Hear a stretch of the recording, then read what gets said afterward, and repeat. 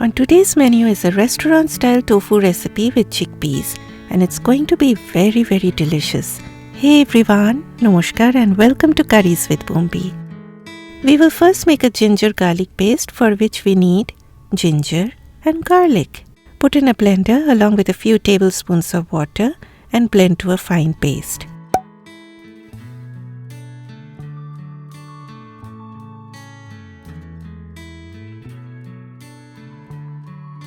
Pan on medium-high heat, 4 tablespoons of oil, and please don't raise your eyebrows thinking it to be too much of oil because this is a restaurant-style recipe and I don't think restaurants would use any less than this. Once the oil turns hot, add a dried bay leaf and a cinnamon stick followed by cumin seeds.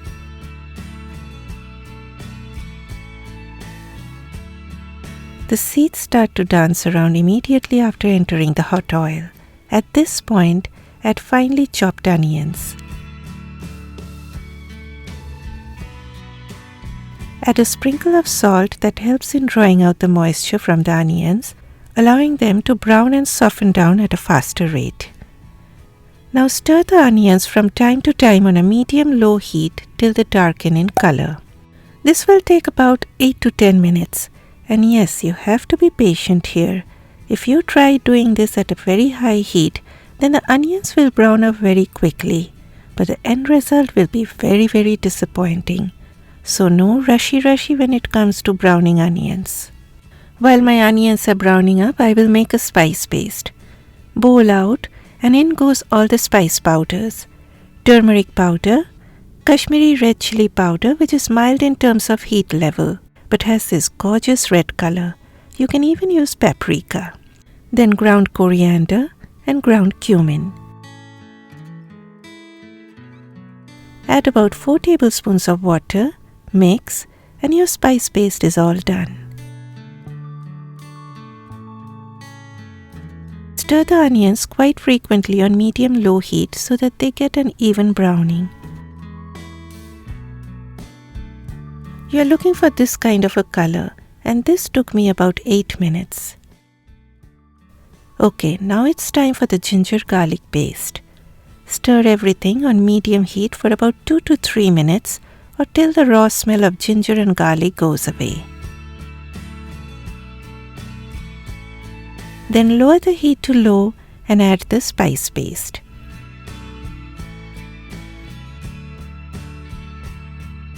Stir for a minute or two so that the raw smell of the spices go away.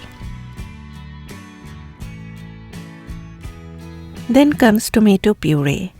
I have used store-bought tomato puree, but you can even blend fresh tomatoes in your blender and use that. Store-bought ones are already nicely concentrated, and that saves a lot of my time. Stir for a few minutes. Next in line is thick coconut milk. When you open a can of coconut milk, the upper part is thicker than the lower. So use the thicker part now and leave the thinner portion for the end. Now if you do not like coconut milk or if you are not on a vegan diet, then you can happily use cooking cream or maybe thick yogurt. But guys, remember to lower the heat of your stove to the lowest possible mark if using yogurt. As soon as you see the gravy coming up to a boil, add the chickpeas. Today I am using canned chickpeas, but you can even soak dried chickpeas overnight and next day cook them till they turn tender and use in this recipe. Okay, now using a potato masher or with the back of your spoon, mash some of the chickpeas. This will help the gravy to thicken up instead of giving a watery appearance.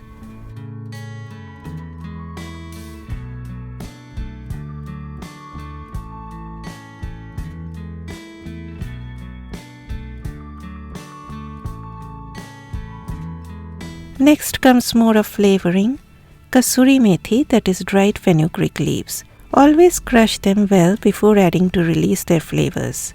Garam masala powder, then sugar to balance the acidity from those tomatoes. And finally, salt. Then the tofu enters the pan. Since the tofu that I buy is always submerged in water, I always drain all the water, then wrap the tofu in paper towels and keep a weight on top to get rid of that excess water. If you would like to see how I do that, please follow my tofu masala recipe, the link to which is running on the YouTube card above. Now stir so that all the tofu pieces get a coating of that masala.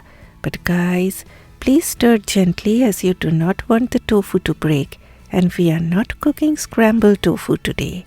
Okay, once everything is well mixed, add a little more than a cup of hot water.